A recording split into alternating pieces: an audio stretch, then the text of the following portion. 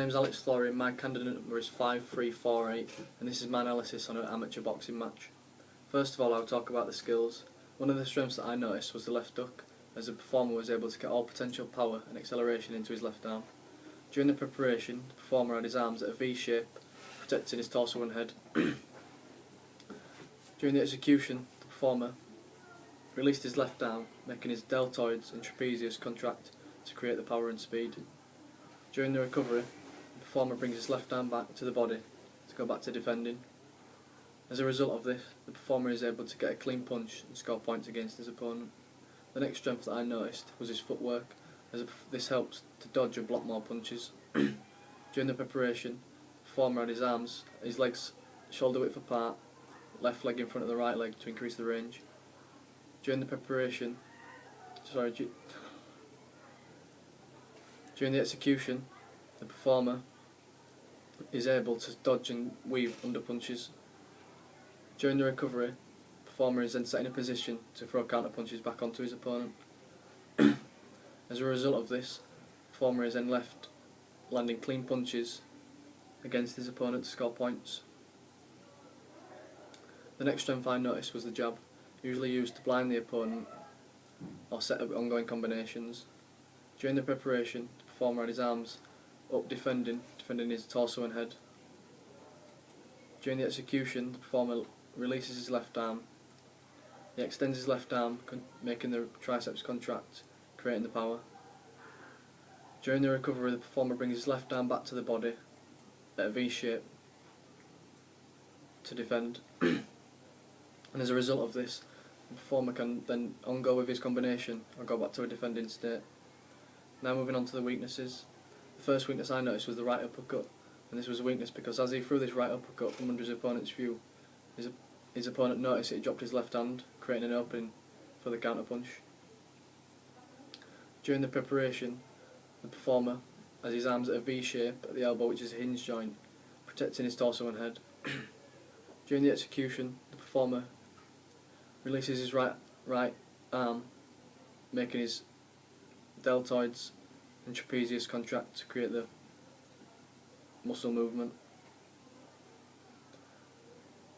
During the recovery, the performer brings his arm back into the body at a V shape to protect his torso and head. As a result of this, the performer is then left getting hit with numerous amount of punches, and his opponent is then able to score points against him. The next weakness I noticed was the return speed of the jab. During the preparation, the performer has his arms up, defending as usual, at a V shape at the hinge joint at the elbow. During the execution, the performer releases his left hand, using his triceps to contract to create the movement. During the recovery, the performer brings his arm back into the body.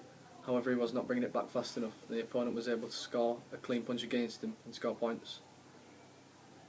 The next weakness I noticed was the right hook, as it lacked in accuracy. During the preparation, the performer had his arms up, defending his torso and head. During the execution, the performer throws his right hand, using his deltoids and trapezius again to create the movement.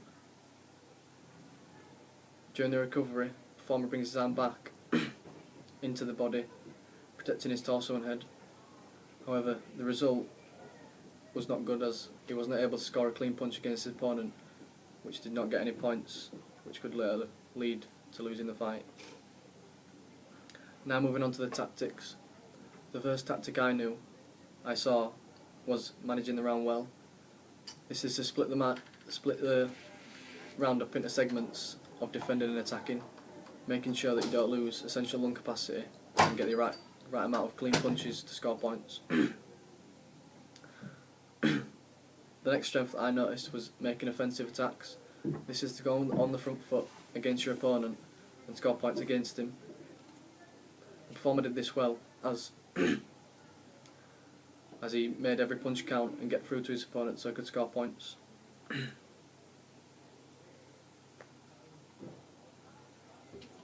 next strength that I noticed was inside fighting. As the performer is only approximately 5'8", this was probably one of the best tactics he could have done. This is to get inside the opponent's range and use only uppercuts and hooks. uppercuts and hooks only to get points. He did this well because the opponent is better with range, and this restricted the opponent from scoring against him. Now moving on to the weaknesses. The first weakness I noticed was breaking away.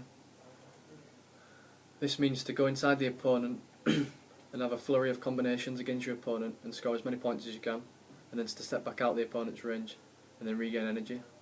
However, the opponent didn't do this well because as the performer didn't do this well because as the opponent had a wide range, the opponent could still hit the performer, which made him lose points.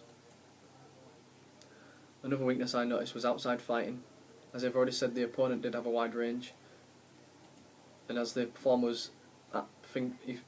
thought he was outside the opponent's range, he wasn't, and he was getting hit by the opponent, which made him lose points and could have led to getting injured. The next weakness I noticed was feeling out the opponent. This is usually done in the first 1 or 2 rounds.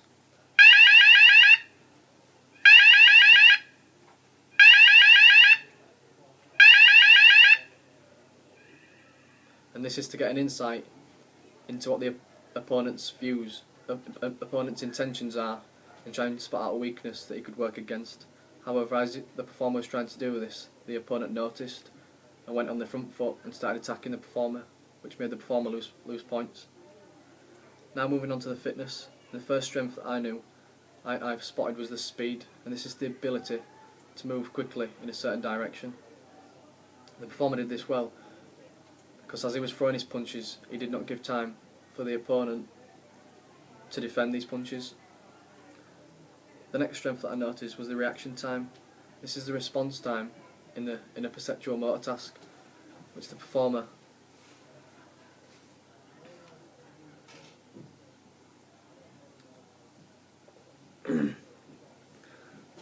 This is a response time in a perceptual motor task, and the performer did this well. As he was dodging and blocking punches from the opponent, he was able to react and counter-punch as quickly as possible. The next strength I noticed was the muscular endurance from the performer. And the muscular endurance is to exert all muscular contractions for a long period of time, and the performer did this well because he did not begin to tire throughout the rounds. And he could still make attacks in the 12th round and the 11th round, which are the last rounds of the fight. Now moving on to the weaknesses. The first weakness I noticed was the power. And this is to exert maximum muscular contraction at a certain time. The performer did this, but this was a weakness for the performer because as he was throwing the punches, he was not inflicting as much damage as he possibly could. However, boxing isn't about power. But if he wanted to knock down the opponent or knock out the opponent, he would have to work on this. The next weakness I noticed was the agility. This is the ability to move and change direction. And the performer didn't do this well because as the opponent was throwing punches, he was not able to evade and get out of the way of these punches, which led to him losing points. The next weakness I noticed was the balance. This is the body's ability to keep in line with gravity. And as the performer was on the back foot in defending, the opponent was coming back. The opponent was attacking on the front foot, which led to him losing points. Now moving on to the training plan. I noticed there was a lot of major weaknesses for the performer. However, I thought the most important one was the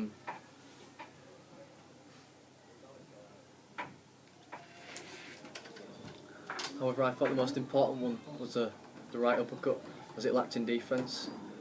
I have created a training program that lasted 6 weeks long.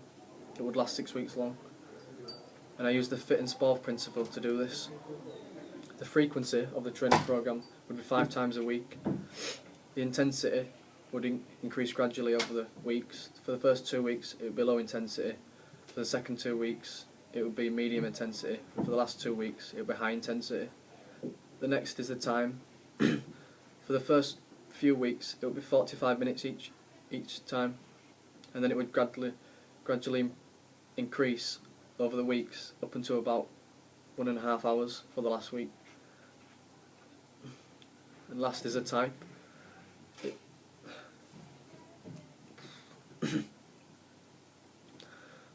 Type of training is interval training, as it starts off at basics, punching the bag into a sparring with a sparring partner. And the specificity of it is the sparring, as sparring is only used in boxing to train.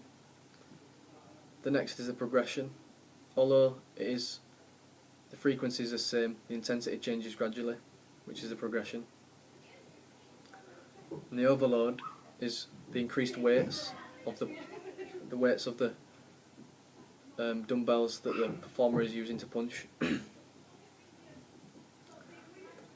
The reversibility of it is that it's continuous, as it runs for 5 days of the week, non-stop. Now moving on to the variance. The variance is because it starts off static, just punching normally with the bag, into dynamic, blocking, weaving and then punching. Now moving on to the participation side. At foundation level, at grassroots level, it would be something like boxercise, which you can start when you're 12 years old. This is just to get a rough idea of how to punch and blocking styles. Then you would move on to the participation level, which could be joining a local club, an amateur local club. And then as you progress in age, you'll be on the performance level, which you'll be having fights at amateur level, and if you start winning these, you may get spotted by a promoter, which then will take you into the elite level, which you'll be professional and fighting with professional fighters. And last is the health and fitness benefits. And as boxing is a high impact sport, it will strengthen the bone density and prevent osteoporosis. However, over a long period of time, this could lead to damage in the bones. Also, it would damage the ligaments, and it could damage the articular cartilage in your joints, which would lead to osteoarthritis. Also, since the shoulder is a shallow joint, and this is the joint that you use mostly in boxing, it could lead to the dislocation of the shoulder. And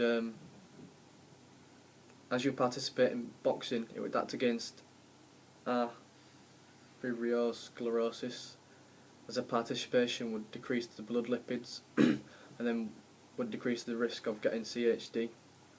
Also, boxing has been known to release the stress.